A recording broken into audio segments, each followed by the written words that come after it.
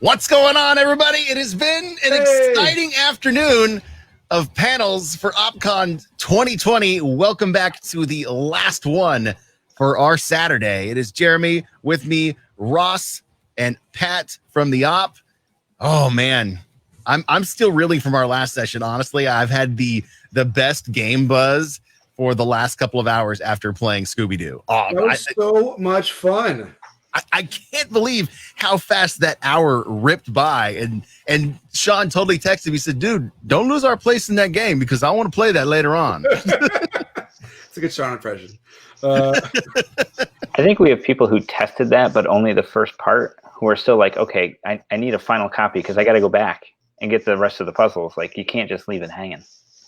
I think one of the coolest thing was, I mean, we had something happen in the game that even Sin had forgot about. The guy who put the game together, the last move was something that had happened that didn't happen in his original version of it.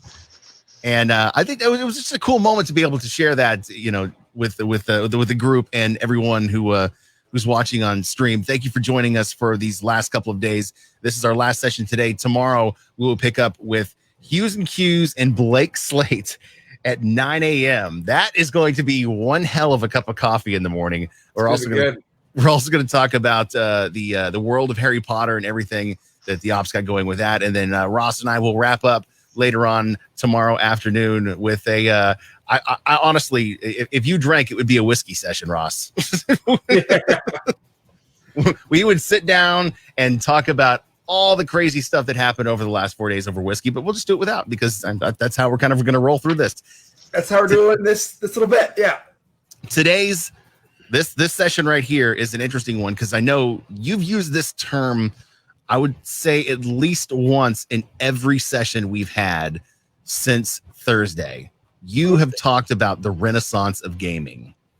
So I mean, I don't know which topic you want to jump into and address first, whether you want to talk about about hobby games and the renaissance of gaming, how the two of them go together. What do you mean by the renaissance of gaming? I guess it's probably the best way to start. So that's funny that I brought it up. It's kind of just so ingrained sometimes into how I talk about gaming that it just kind of pops up. I've worked in tabletop games for about 12 years, from a course of different companies and different things like that.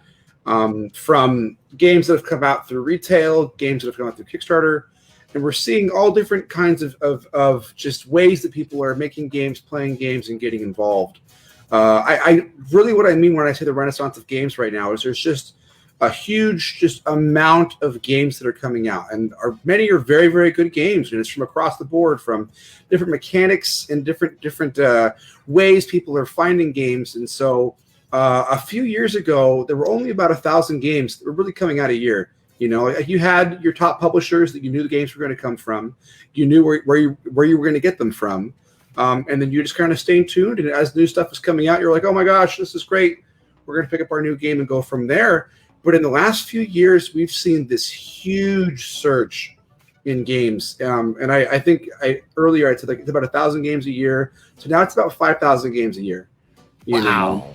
And you're seeing all, you know, from the Op, you know, we do party games and co-branded games and our own hobby games, but you're seeing a lot of different publishers come out with games. And one of the things we can touch on in this a little bit is there's within the industry, we kind of call it the 3-tier system, right? Where it goes from publisher to distributor to retailer. And then from there, the consumer will buy it off the store shelves. But at the same time, we've seen this huge rise in Kickstarter. So I would say for people that don't know, Kickstarter is a way that people can buy stuff through crowdfunding, right? So a publisher can have a game up, you can back it. That's the term for it. And then if they meet their funding goal, then you will be a part of the process as they eventually deliver the product to you. You think Kickstarter is one of the things that has helped kind of urge this renaissance on? Is the ceiling is lower for getting a game produced, getting a game out there? Pat, go ahead, man. Yeah, without a doubt. I mean, if you look at even when I started designing games in 2010 and had gotten into the hobby earlier than that, you know, even 10 years ago, the way you got a game to market was you went to a convention, you set up meetings with publishers, you showed them what you were working on, and kind of like getting a book deal, you hoped one of those publishers would like your game enough to want to invest their money in generating a print run, hiring an artist, doing all of the things necessary to get that game onto store shelves.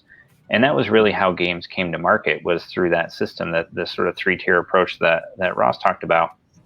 And it really required some risk, right? Of, in order for this game to happen, some publisher has to say, we believe in it enough to pay for a full print run, to get that print run to a warehouse, to pay to store it in that warehouse, and then work with distributors and stores to get that out to people and to market it. Now with Kickstarter, a designer, if they have the time and the energy and the determination to do the necessary marketing and to figure out all those different things, can take their own game to market, right? And because of that, I think the manufacturing partners, particularly overseas, have figured out how to provide all the resources necessary to a first-time, publisher or a person who wants to bring their game out, that you can kind of contact them and say, this is what my game looks like, and they'll walk you through the process of, figuring out how to source the right parts for the game and how to print and how to manage costs to get that thing to an economical level.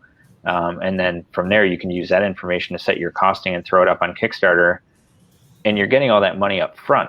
So you're kind of testing the waters to say, do enough people want this thing to justify me spending tens of thousands of dollars to print it, rather than saying, I'm going to pull out all my retirement money, use that to print the game, and hope I have any money left at the end of the process. With Kickstarter, you're getting this sort of a pre-order fund up front. And that's not to say things can't go wrong along the way with projected costs and things like that. But for the most part, it really does open up that door that anyone with the time, energy, and grit to make it happen can get a game to market. Have you guys ever poached a game off of Kickstarter? Like, it started at Kickstarter, it got built, and you're just like, oh, wait, hold on. We can get this. This game would be great in our catalog. Let's go. So it's something that we definitely look for, right? And I think as across the industry is, as everyone's looking at these different games that are coming up on Kickstarter, publishers are definitely going, oh, this is very cool. This is something that I want to be a part of. And as publishers and designers are putting their games up there too, that's something they always have to be aware of. There's all different, there's, along with it obviously being, it's a good thing for some publishers because, and there's a panel I always love doing with Comic-Con and getting different panels to talk about it, where everybody goes, Kickstarter for as selective as it is, right? Oh, you can just put it on there and do your own thing. There's so many other risks that are involved doing that, and talking to a publisher after doing all that work is one of them, right? Because sometimes people don't understand the costs and the percentages involved of, now if I'm not doing it and this publisher is going to do it, they're going to take on the majority of the work, and then my cut is going to be a lot less, right? Which that's always part of the discussion too. We've worked with different partners who have had games that we've been very interested in that were on Kickstarter, and then just due to different things, whether they had a different direction where the game wanted to go, they wanted to keep making games, that was their only game, so their brand was just this one game, and if we wanted to do that, now are they going to become part of the op? How does that work? So there's a lot of different things that go into that. And it gets kind of interesting too, because as people want to make their own games and do their own stuff, it feels like it's easy to just put it up on Kickstarter. As Pat was saying, the manufacturing end of that has become a lot easier in the sense where the manufacturers definitely know that if they are, going to more conventions and being more involved in these areas, that, hey, look, we'll get you a price and do a thing, knowing you're going to want to print at least 5,000, which for a lot of publishers, that's like a regular print run. But now instead of working with a regular partner, the relationship, they can go in after these kind of one-off sort of deals, which is a whole new thing. I think a whole other part that kind of goes into it too is the board game industry in general is very sharing and open about how to make games and how to get all that done. And there's lots of communities that are online. On Facebook, there's lots of books that are being written now, and there's lots of I think Pat brought it up yesterday in our discussion, how many designers that are literally only a tweet away, and they're happy to talk about a lot of these things going on. So you can learn a lot about how to design your game, how to develop your game, how to manufacture your game. And there's like 2 or 3 blogs that are some of these really good blogs you can just read on and do, from marketing to production to game design. And if you just have the time and the willpower and obviously some of the money to make it happen, you can learn about how to take your game from idea on a napkin to the shelf. But if you're going to self-publish, then you're going to have to deal with having some of those copies in your garage for a while. But from Physical storage for games is an issue. totally right. But on the op end of thing, it really allows us to kind of this is fun. Like we put out 30 or 40 products a year, from different co-brand games to our own products to different licenses. And it lets people are always looking for the next new thing now, right? The industry cycle has changed a lot more. What used to be is you could promote a game really far out and build up for it. The want and need is a lot quicker, right? So it's that cool. We announce a lot of our games in February. That's when Toy Fair and a lot of the big shows are. But then as they get closer to coming out, like around Comic-Con and then Gamma, and then Gen Con, we kind of have to gauge which games are going to be available when are those beats going to hit. For us, it really helps out too, because a lot of our licensed games used to be a dirty word, and it used to be if it was going to be a licensed game, you really didn't know if it was going to be good or not. What was it going to be? I was kind of like thinking about the Code Monkeys episode where they did the video game for E.T., right? They just kind of did whatever with that. But now we've had some of the Scooby-Doo game we just played. That's a real treat, That's actually one of the questions I had. You said that pre this game renaissance there would be about 1,000 games. Now there's 5,000 games that come in every single year. With these games, how many new engines are you seeing developed? You've got the Rising engine. What was the one that we played with the Scooby-Doo game? Code of Chronicles. Yeah. So, I mean, how many of those those paradigm shifts in how a game plays do you see come along every year? Pat? It depends on the perspective you take. Is if you get real specific, like a brand, so to speak, as far as a Rising system where in a game like that was developed to be a game, and then after the success of the game, we started to realize there were ways to adapt it to other brands. So that wasn't necessarily the intention at the start. Same with Harry Potter Hogwarts Battle was designed to be that game, and then we found ways to make it into Toy Story and to explore other opportunities with it. But from that perspective, there's a lot of, all of those 5,000 games that come out in a year play different. You'll find pieces of them of this is worker placement, and it's kind of similar to this other game I've played, but it does it in a new way or an exciting way. It's very rare that you see a game come out and it's that's just kind of a knockoff of this other thing. And in that case, the fans are aware of that and tend to be, unless the new one does it so much better for some reason, it doesn't get the attention as something that feels fresh. But from a game design perspective, when you talk about a totally new mechanism, the first time a deck building game came out or a worker placement game, that is a massive shift for the industry that we see of whoa, no one ever thought about this idea of, instead of, you play Magic, you pick all your cards for your deck before you show up to play. And in deck building, it was, no, you have about 10 cards at the start, and as you play the game, you add more to your deck, and it's different every time. That was a shift. And then what you tend to see is it becomes a trend, right? Is all of the publishers see this thing come out, and it creates this almost vacuum point of drawing in all the attention of here's this new thing that we've realized there's a space here to play with, and everybody wants to put their own spin on it. I think last year we saw that with roll and write games, which are nothing new. Yahtzee in its essence is a roll and write game. You roll the dice, you write some stuff on a score pad, and that mechanic started to evolve and get used in new ways of now you had a more graphical board that you were crossing off boxes and filling in regions or drawing on it based on the outcome of the dice. And I don't know, Ross, how many would you say roll and writes last year? There were a lot.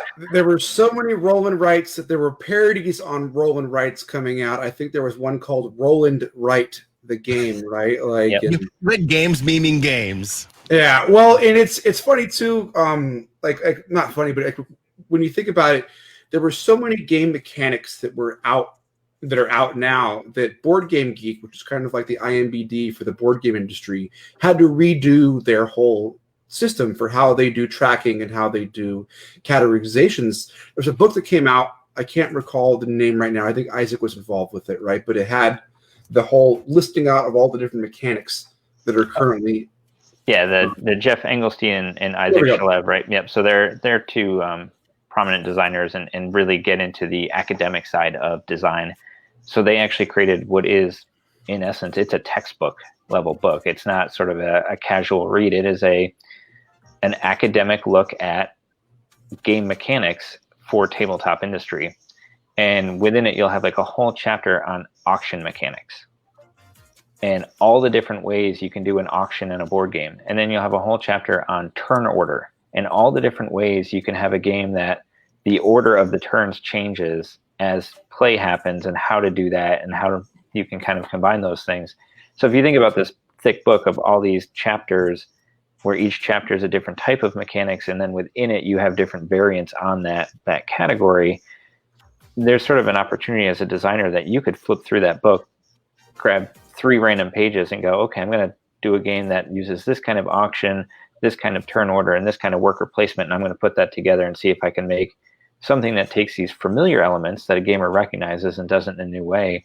And it's not unlike the video game industry, right? It's like you have first-person shooters are nothing new, but then one will come out that kind of creates a new feel for it, and it becomes the hottest thing because it's like people are familiar enough with it that the barrier to entry is very low, that they can kind of pick this up and start playing it. The controls are familiar, the experience is familiar, but at the same time, there's something about it that is really refreshing. And I think we see that a lot, particularly with what we call gateway games, which are the hobby games that maybe you'll see at mass retail. You'll definitely see it like a Barnes & Noble, but that have what I would call low barrier to entry. I can teach it to you in under 10 minutes. You can get a basic sense of the strategy, and you can probably remember most of the rules to teach your friends after our game night and take it to another game night and say, okay, I remember the basics of this and we can get into it right away. But it has a lot of replayability because there's a lot of interesting choices to make in the game. And so what you'll see is people taking and combining these mechanics in new ways to say, like, yeah, these things are all familiar, so the game is very approachable, but also they're combined in a way we haven't seen before, so it's really fresh and different. And that tends to get a lot of buzz, I think, in the industry of people saying, like, yeah, I can explain this game to you because I can say it's like these 3 other games you've played, and yet somehow it's not exactly like any of them. I'm blown away. I mean, you've really kind of exploded my brain when you talked about the compendium of knowledge when it comes to rules.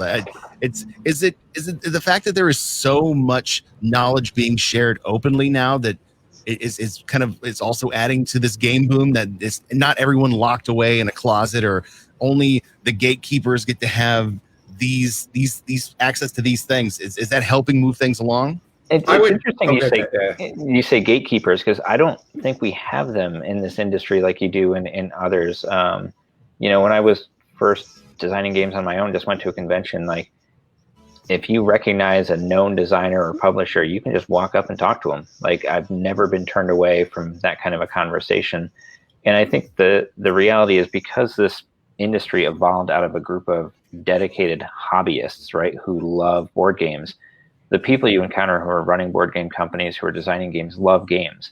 And so as much as I want all of the ops games to be the hottest games and I want to design the best games possible, I also buy and play a lot of games from other designers and publishers, partially for research, but mostly because I love it, right? And so I want the best games coming to market, and I want to encourage people to be a part of that process. And I don't think, as much as there's money to be made in the industry, it's not billions upon billions that, like, no one is going to design a board game and then put it to market and then retire a year later in a mansion in La Jolla, right? Like, that's but at least that's not the goal. But I mean, it can happen for that, like 0.00001%, right? But I think what you were saying earlier about the whole, has social media helped? And the answer is yes, right? And there's so much information that's out there. There's so many more communities that are happening, even though the gatekeepers, it's still kind of there a little bit, but it's not in the sense where it's like somebody is holding you back, right?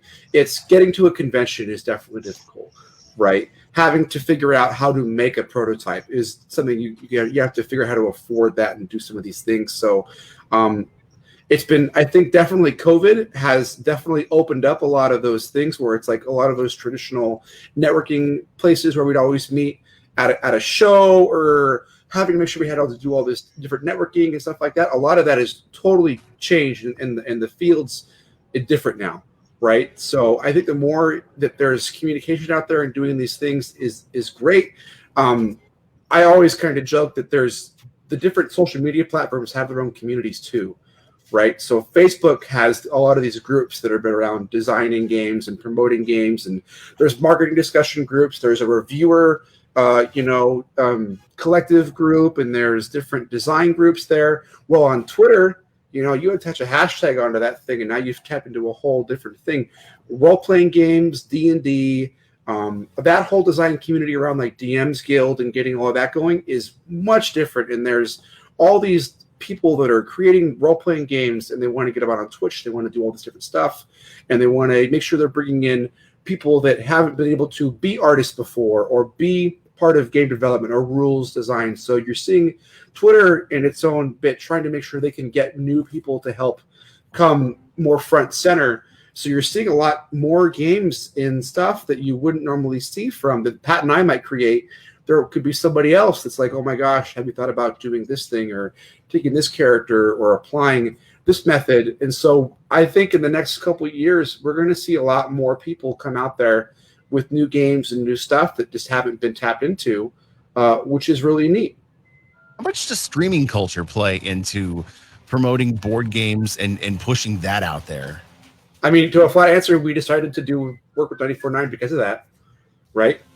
Hey, so it's especially right now, right? Like I haven't seen Pat in person since March, but I see him once a week, and we have our playtest groups that we play. We're playing Quest of Yore right now, getting ready for that, right? We have our other games we're doing for other stuff where we're doing doorstop drop-offs and getting part of that. So that on the internal side of it, streaming culture has helped because now we have all this technology and people are more prepped to get this ready. We've seen reviewers, like I've worked with reviewers who have been primarily blog based, right? And they've done writing and they've done all these different things that are very, I write for these different things, do all that. But all of a sudden when the work dried up and like, okay, now we can't meet as often and do these things. Now they're streaming every day, right? And he's got a 5 p.m. show and a 3 p.m. show. And he's going out there playing all these games and doing all this stuff where it's like, oh, Ruel, cool. Now we're going to do streaming stuff with you. How can we promote your stuff and do these things? And for board games, a lot of people had to learn really quick how to do. I mean, even for this, we had to figure out how to do the 2 top-down camera bit, get all that going with StreamYard. And that's been a whole thing. Role-playing games, they've been doing this for a while. They've already been doing the streaming, the podcasts, all of that. So for a lot of them, even for one of the panels that I helped run for Comic-Con Online, some of the streamers that were on there talking about, okay, well, now the stigma of it being a role-playing game, and that was kind of like a bad word. You're playing online, it's digital, and you're not playing in person. Now that's kind of going away, right? And now it's a lot more preferred because that's all we can do to play games online through Twitch, through Discord, through all that, put it up on streaming. And so like the board game hashtag on Twitch, there were only 2 or 3 channels that were playing board games on Twitch back in March. But now there's like 10 to 15 channels that are doing stuff. And some people that don't go to shows. They aren't part of the regular communities that are on Facebook or Twitter. They're just, hey, look, I'm some people. We like playing board games on Twitch. Here we are. And all of a sudden there were 1,000 views. And I'm like, well, we should probably send them some Harry Potter games, So that's pretty cool. Now, hobby games. Talk to me about this. So are you defining hobby games? Because to me, hobby is something that you hit over and over again. Hobby game would be something like, I don't know, crossword puzzle, just to go something that's very, very low bar, easy entry, and it's something that becomes a part of you. Hobby to me it represents that. How are you looking at hobby games? Yeah, I think it's a tough thing to define. I mean, you can look at it from a retail sales channel perspective, right? Which once upon a time, that's what it was, is you had the games that sold in mass. And we talked about, some of the classics yesterday, like the Hasbro games and things like that. And then you had the games that you had to go to your, friendly local game store to find. And, for a lot of people, they didn't know they had a local game store unless you were a part of the hobby and knew to seek out those titles, right? And so I think back to before I first played Settlers of Catan in didn't know those kinds of games existed. And that was true for a lot of people, is there's sort of that moment where you go from the compendium of games everybody knows to suddenly those games that are like that next level. But what we've seen sort of with the gaming renaissance is those lines are blurring, right? Because not that long ago, Catan and games like Ticket to Ride and things like that, which you could only get at hobby stores, started to show up in Barnes & Noble. And now they show up at Target and Walmart and places like that. So the audience, as it's grown, so too has the accessibility of games that were once considered a hobby. But typically they're games that are a little bit more strategy, and that doesn't mean they're harder. It just means that there's like a lot of meaningful decision making in the game. Their themes are varied, everything from very simulation games of, it's the industrial age and you're running this factory, down to the like minute details of things, or like, Pat, what about the hospital game you just played? Oh, wait. Yeah. Clinic is a game I love, but it is a simulation, right? You are running a healthcare clinic and you are adding to it and you're hiring staff, but it gets to the level of you have to pay your staff. So you have to make sure you have enough money coming in to pay them. You have to process patients through with different specialists, all those kinds of things, but you have to make sure you have enough parking. So like if your staff don't have a place to park or your patients don't have a place to park, they can't come to your clinic.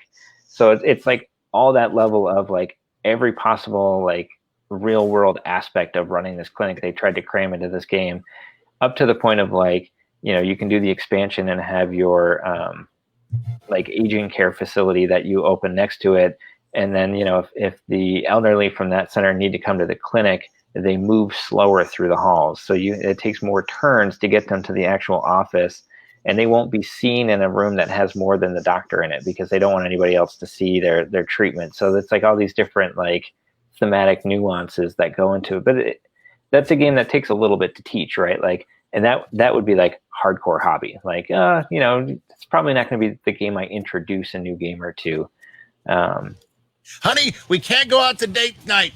I haven't finished payroll yet on Click. Yeah, that's exactly what it is. And so you have that spectrum, right, of like, okay, this one's going to take us all day to learn and play, to the gateway hobby, which is like, it's like, it's called gateway for a reason, because it's like, oh, I'm going to bring somebody who's not a gamer over and I'm going to introduce them to this thing, and they're going to suddenly go, what else you got?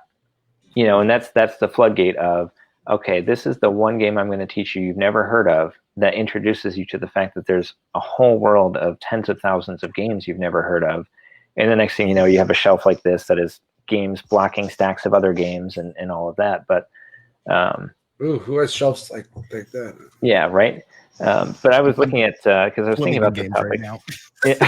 They're behind the sheet. As I was thinking about this topic earlier, I was like, let me check the Gen Con numbers, right? Attendance numbers over the years. And it's like, okay, when that show started in the 70s, it was small. It was local. It was in Wisconsin. It was, the people who knew about it because they were insiders to the hobby were there. And then I think it was like in the 90s, like 1990 to 2000, they changed locations and they spiked a bit, and they managed to get up in the 20 to 30,000 attendance range. And then in the last couple of years, the chart of attendance is like this, up to 70,000 people last year. And that's 70,000 people traveling to Indianapolis to attend this show.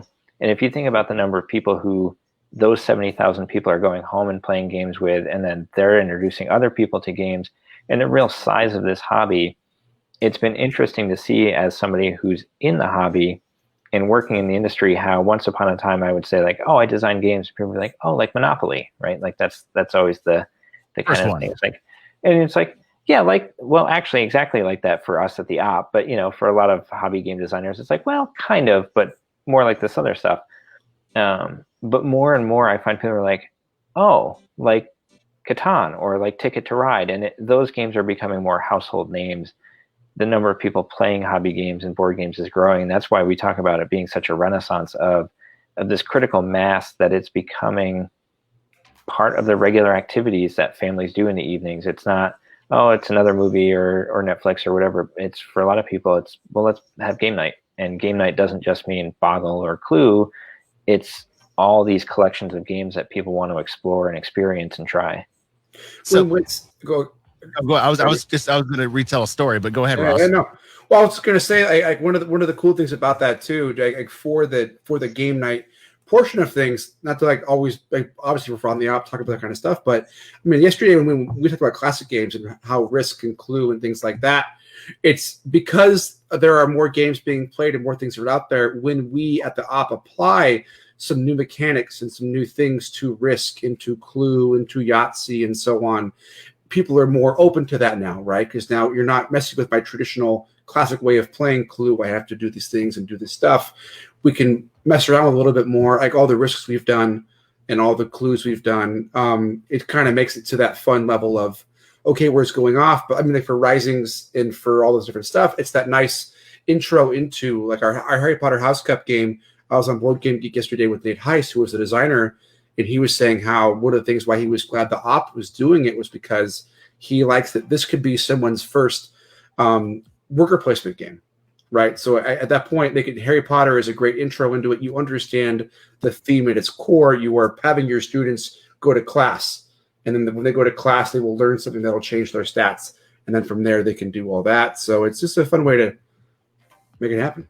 So, Pat, you were talking about hobby games and spreading that interest and sharing that with other people. So in the last 24 hours, I have set up 3 game nights with friends that I have not talked to in years, like high school friends that I have been communicating with loosely on Facebook who have just popped up. And it's like, hey, we haven't talked in a long time. I got a really cool game that both your family and my family can play together. Let's set up a night. Oh, that's great. That is awesome. I mean, that's really what it's all about, right? Is like, it's unlike video games, which I can play on my couch, you can be at your house on your couch, we can play together, but it's not the same thing as everybody's going to get around the table. We're going to have some snacks, some drinks, whatever it may be, and have this shared experience together. And it really, it's not only what you're talking about, like getting folks together, but I have people reaching out to me all the time that it's like, oh yeah, we worked together that one summer 15 years ago. And it's like, hey, I know you're in games. Which of these 3 games that my friend told me about should I buy? And it's like, well, it depends. Like, how into the hobby are you? Like, who are you playing with? You know, and getting into that kind of a thing. But it's always really exciting to see people excited to share a game, right? And to me, that's like one of the best things that can happen is if I have people play a game at my house, or, you know, I teach people a game at the office, and then they're telling me like, oh, I had to pick up a copy for myself, and I taught it to my other friends. Now they're asking to play it all the time. It's seeing that love spread for these games and hearing other people talk about the experience and getting into it more and wanting to become advocates for the hobby, right? Not just like, oh yeah, I come to your house and play because that's that thing you do. It's like people embrace it and they say, oh, you taught me that game, and now I want to buy that game, but are there other games like it? You know, or what else should I be trying? What else do you have? And seeing that excitement grow is really fun. Spiraling out. Oh, man. Well, go ahead. Sorry. I was just commenting on, you know, you're right. When you say it's a renaissance, it is, because with the availability of just being able to find a game to suit any mood or suit any play style, it really makes everything more accessible. The one thing I did want to ask, are you seeing more games pop up that are one person friendly instead of there being an entire group? If you just want to sit down and play by yourself, like I noticed playing the Scooby-Doo game, I could sit down and play Escape Room by myself if I had a couple of hours just to kind of sit down and unwind and read this story and experience this playthrough. Are you seeing more of those? So there is a huge rise right now for what it's called solo play games. And so solo play gaming has been a big pickup. It's funny because I think where I first really saw that trend pick up was on Kickstarter, because there'd be a really cool game that would come out, and in the comments, people would start going, does this have solo play? Does it have solo play? Does it have solo play? And so more and more publishers were seeing that, and that was immediate feedback. So you started seeing more games offer that.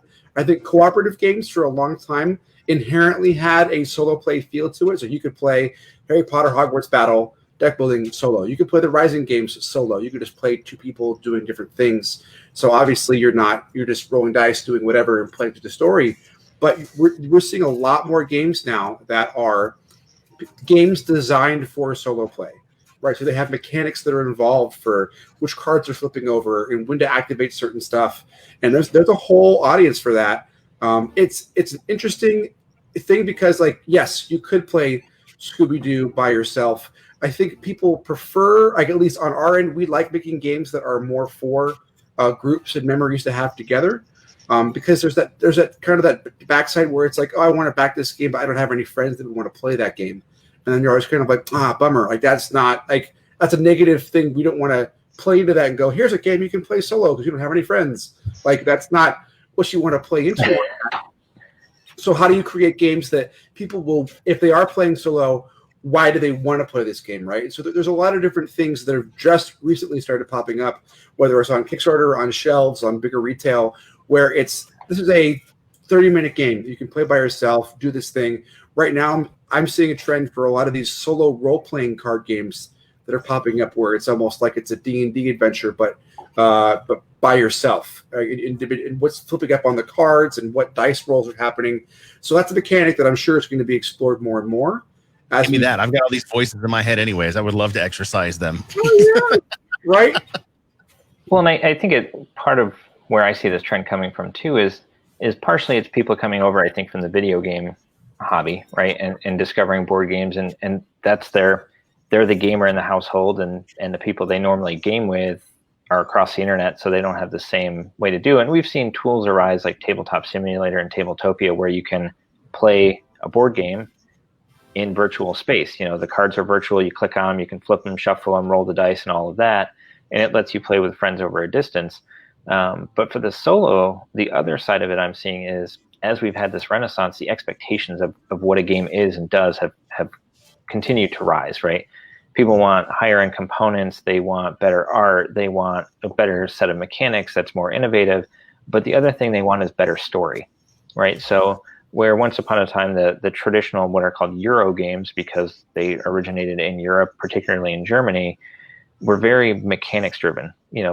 There was a story to it, but when you played the game, the experience was often about like the math or the puzzle of managing different resources and moving wooden cubes around a board and kind of things like that. So it was very much playing the puzzle. And as more and more people have come into the hobby, it's about playing and experiencing the story of a game. So you take something like Harry Potter Hogwarts Battle, where you're playing through the entire Hogwarts experience over a series of games. And you have legacy games where how the last game ended impacts how the next game starts. And you play through it once, and that may tell you to tear up cards or add stickers to the board and permanently change the experience of your game. And I think as those stories have infused board games and that experience has grown, there are people who don't have a regular gaming group that can commit to that kind of play, but they don't want to miss the story, right? It would be like, okay, this hot new show just came out on Netflix, but you can only watch it if you have 3 other people that will sit and watch it with you. There'd be a whole bunch of people going, wait, no, I need to know the story, right? Like, I can't imagine, like, okay, if you would like to experience a new Star Wars film, you must bring a group of 5 with you. And people would be going, what? No, I need to have this experience. And I think that's kind of what's fueling it in board games, is it's like people don't want to miss out, right, on this great adventure that they could be going on, and these characters they could be experiencing, and these puzzles they could be solving. So you think about something like Scooby-Doo, it's like there's all that story and narrative in there, and there's the puzzles to solve. And it's like, if your only way to get into gaming on a regular basis is by yourself, you don't want to miss out. So that option needs to be there and is more and more in demand, just because people have that FOMO of like, oh, I missed that hot new thing because I couldn't get the right group of people together to commit to it. And what? Good. I got a question from chat, but go ahead, Ross. Yeah. Well, and I think that's one of the big things too, and Pat really kind of hit it on the nose, is we are right now consuming so much entertainment, right? Whether it be from movies and new streaming shows, new platforms all the time. And we kind of know what our cost value is and how much we want to pay for a movie, how much we want to pay for streaming. I can't add another service. I'm already paying for these things. And board games kind of hit that similar boat, right? Because you're like, I want to have this experience now on the tabletop. I want to buy the thing. I want to have the new hotness. I want to do all that. And that's, I think, also led to a big part of the renaissance behind that too, is people have become fans of different designers, fans of different companies, fans of different IPs, and now they'll follow that along the way, which is kind of a big thing too. I kind of joked at Scooby-Doo, because you only play it once, is that it's a good movie night experience, right? Because it's about $30. So that's what, two tickets now, or back in the old world was 2 tickets, right? So 1 ticket now if you're going to the movies. Yeah. So All right, so question from chat. Mr. Jeff Hamby says, Ross, Pat, along with solo play, are you seeing a lot of requests for app support where you can play the game online? So it's interesting, right? I'll hop on this first. App support is something that has been played around with a lot of different games for. I could list 4 or 5 games off the top of my head over the last 10 years that have tried. They'll do the battle simulation stuff, or they'll do the different parts where you can plug in and play and do this different stuff. There's a couple games right now, like there's a Lord of the Rings game that Asmodee has that requires an app to play. You have to have the app to do the battle mode and tell you what's going on. And there's other games that are just kind of app. We were playing another game that was almost like a more advanced Clue. And that game required an app at the very end because you'd plug in the different codes and it would tell you who won. So there are more things that are requesting for app, but I honestly don't think it's really hit well yet. There's some games that have been very co-op, and they've required that co-op experience, and an app has been able to kind of be that sub in to be that dungeon master essentially. And now the app will guide you through the game. You can play against the app as it runs you through. But it gets interesting where is it that Tabletopia, because I have a lot of friends that will play board games against the computer on apps, right? And so they're playing Ascension. They're playing there's many digital companies now that have come out and are creating games on apps, along with playing it with people. If we wanted to do this and play games through Tabletopia or Tabletop Simulator, there's a whole bunch of board games now that you can play just on an app against the computer and do that. And that's been a huge thing that's really revved up in the last couple of years. And there's some games like I just can't play with friends anymore because they've played it so much on the app. They're like, I've already played this game 500 times. I'm going to know every strategy you're doing. And I'm like, geez, like, way to ruin the game for us, man. Like, you've gone and done that. So it's interesting. Pat? Yeah, I mean, it's interesting because as we do development, we're always thinking about what the next thing is, right? Should we do app integration? Certainly there's a big cost investment with doing that and adding those elements to it. AR and VR just add exponentially to those R&D costs. But as I've watched reviews closely for games that have it, there's a push and pull, right? Of like some people who are very excited about something that integrates using a phone or device right into their tabletop experience, and other people who are resistant, saying like, no, the benefit of board games for us and for our family is the phones go away. The technology is not there. We have to be centered around the table. And so there's a movement to sort of preserve that part of the experience too. So it's a give and take because there are ways to do it where you look at, Jackbox, right? And playing those games are digital, but still bringing people together in a social experience. And then there are ways that you can do it, I would say, not wrong, but just in a way that is going to move you further away from that goal of bringing people together, where I'm playing it sort of on my computer and not communicating or interacting with the other players who are also looking at their screens. So I think we're always mindful of, is the experience interactive and are people having a good time? And in fact, when we're playtesting, like that's a thing I always look for is if anybody reaches for their phone in the middle of a game and they start checking their email and stuff, it's sort of like, all right, maybe there's too much downtime. Maybe people aren't really into this experience because they're not focused on each other. They're not sharing those moments. But there is a way to do that with technology. It's just there's still some resistance, I think, from some of the heavy hobby folks and some pushback against it. But I think there's still a lot of opportunity and stuff that we haven't even imagined that we're going to see in the next few years. Probably sounds like this follow-up then kind of falls into that, the aspect and trend for augmented reality coming to board games is probably still more niche than demand. There's a game right now you can look up called Weave. And Weave has a really cool plugin that uses Magic Leap, which is like an AR based thing, and they have a lot of different plugins with that. There's a couple different games that have been using AR as well.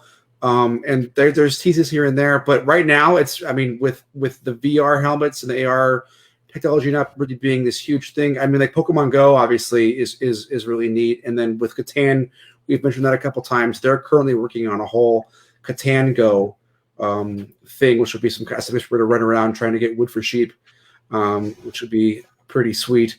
But I mean, it's I think as the technology becomes easier and really once it becomes more normal, right? When I think when it becomes less of a off the beat feature and more of an integrated feature is when we'll see that kind of growth happen more fluid. Anything to add, Pat? Yeah, I think as Ross said, it's going to take some like momentum gaining, right? Because of if you look at the folks who are traditionally in this industry, there's not necessarily a lot of skill set overlap, right? And in familiarity with, we know how to make a physical product, how to print paper cards, make miniatures, do all those things, but the app space and all of that requires usually a lot of connection to another company or a partner who's familiar with that. But we're seeing those partnerships grow. I'm seeing more and more companies offer that to the board game industry. So I think it is a matter of time before we start seeing a lot more of it. It'll just be interesting to see how long-term people respond to it. And if they, if we see some holdouts who just don't want tech in games, or if people really embrace it.